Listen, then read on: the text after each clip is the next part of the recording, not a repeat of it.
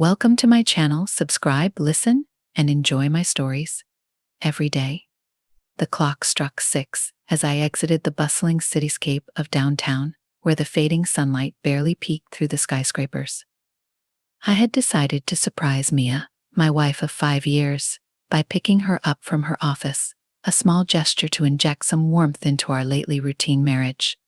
As I turned the corner onto the familiar street lined with sycamore trees, my heart was light, anticipating her smile, pulling into her office parking lot. I scanned for her usual spot there.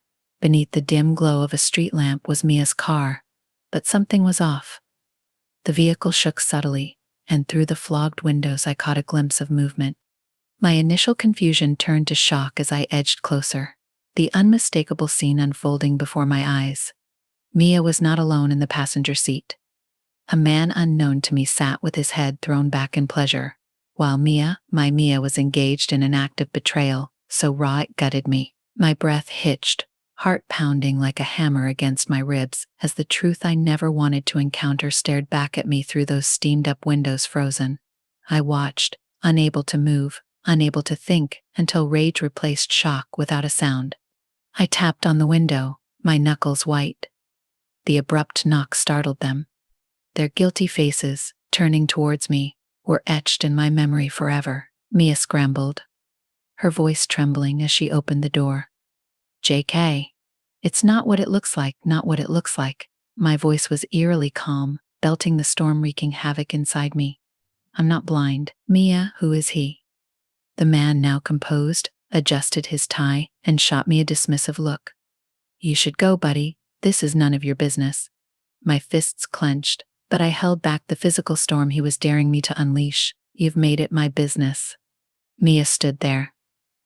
Tears streaming down her makeup smeared a mess of regret and panic. "Jake, please, let's talk about this." "There's nothing to talk about." The rawness in my voice startled even me.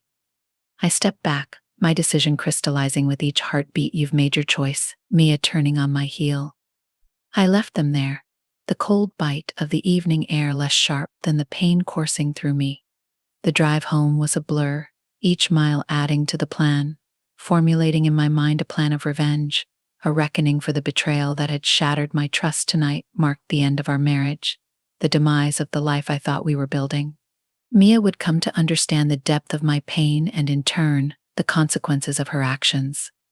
I would ensure that this betrayal was not left unanswered as I entered our now desolate home. The silence was a stark contrast to the chaos of my thoughts. This was only the beginning. The intrigue of what was to come lingered in the air, as heavy as my broken heart. I was determined Mia and her lover would not get away with shattering my life. They had sparked a fire within me, and I was ready to let it consume everything in its path. The morning light fails to warm the chill that has settled in my bones. I roll out of bed, my actions robotic, fueled by the restless night spent planning Mia's downfall. I skip the usual coffee. Today's bitterness doesn't need enhancing. First on my agenda is securing evidence. If I'm to dismantle Mia's life effectively, I need proof. I head back to her office under the guise of retrieving a forgotten item. But my true mission is to gather any incriminating evidence from her workspace and possibly confront her again, this time with more witnesses.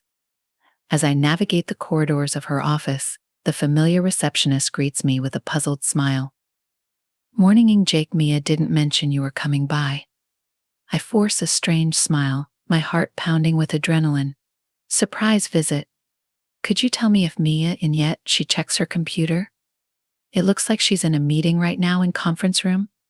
"B. Want me to let her know you're here?" "No need," I reply, my voice steadied.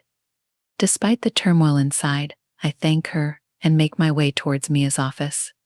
The silence of the hall echoing my tense footsteps. Reaching her office, I hesitate at the door, my hand on the knob bracing for what I might find. But it's empty as expected.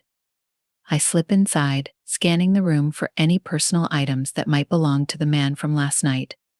My eyes catch on a stack of business cards, and I flip through them, hastily pocketing any that seem out of place or unfamiliar. Suddenly I hear voices approaching. Panicking, I slide into the small closet adjacent to her office just as the door swings open.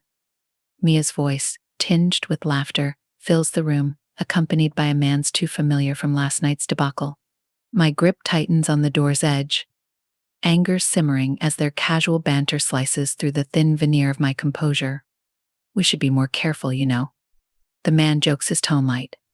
Mia responds, her voice laced with worry. Jake doesn't know anything. Don't worry, it was just a stupid mistake. Doesn't know Mia? He saw us, he reminds her, and I can almost hear his smirk. I mean, he doesn't know who you are or anything significant. We'll keep it that way.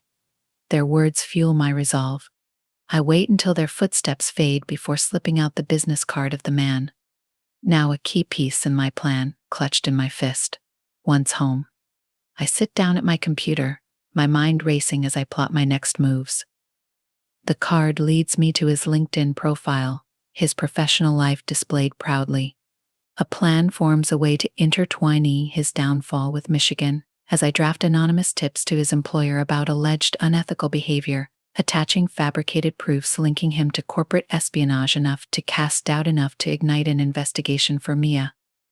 I prepare a detailed email to her boss outlining an affair with a competitor's employee, threatening the company's integrity. As I set these dominoes, I lean back, the first real smile in days playing on my lips. This is just the beginning. The opening moves in a game they chose to play, without knowing I'm the master. Tonight they sleep, unaware of the storm brewing on their horizon, and I, the orchestrator of their undoing, finally find solace in action, each step forward mending the cracks in my shattered trust. This intrigue, this dance of deceit and revenge, has only just begun. The early morning rays do nothing to ease the tension that has knotted my shoulders. Today I expect the seeds of retribution I planted to start bearing fruit with every tick of the clock. My anticipation grows, a mixture of dread and satisfaction pulsing through my veins. I keep my phone close, waiting for any alerts or updates. The silence stretches, each second a taunt. Finally, it vibrates. An email notification pops up. The HR department of Mia's lover's company has opened an investigation based on the tips. My lips curl into a grim smile. The first domino falls. Meanwhile, I can't sit still. I decide to go for a walk, needing to clear my head. The streets are busy, people bustling about their days, unaware of the turmoil churning in mine. My phone buzzes again. This time a friend who works at Mia's company. Jake, have you heard? His voice is a mix of concern and curiosity. Heard what I feign ignorance, stopping in my tracks. Mia been suspended pending an investigation. Something about her having an affair with a rival company's employee. It's all over the office gossip channels. A laugh escapes me, bitter and sharp. No, I hadn't heard. Thanks for the update, though. We hang up and I continue walking. The reality of Mia's world crumbling, fueling my steps. Yet amidst the satisfaction, a pang of sorrow lingers, the remnants of love not quite extinguished. Upon returning home, I find a voicemail waiting, a panicked message from Mia. Her voice cracks as she pleads for me to call her back to talk things over. Instead, I delete the message. There's no going back, not after what I've seen. Later in the day, I decide to confront her face to face to see the impact of her choices reflected in her eyes. I drive to our now former home, where I find her waiting, a shadow of her usual self. Mia. I start, my voice steady. As I open the door, she looks up, hope flickering in her eyes. Jake, please, let's just talk. I can explain everything. I step inside, closing the door softly behind me. Explain. Mia, I saw everything I needed to see. What more is there to say? She steps toward me, her hands reaching out, but I step back. I made a mistake, but we can get past this. We can get past this. I interrupt, incredulity lacing my tone. You destroyed us, Mia. There's no us to get back. To her face, crumpled tears streaming down her cheeks. I'm so sorry, Jake. I never wanted to hurt you. You have a funny way of showing it, I reply coldly. Your actions have consequences, Mia, and you're just starting to feel them. Leaving her sobbing in the living room, I walk out, the finality of the door closing, echoing through the empty hallways. As I drive away, my resolve hardens. As the day breaks, a chill runs through the air, mirroring the cold resolve in my heart. Today marks the end of this sordid tale, the final act in my orchestrated revenge.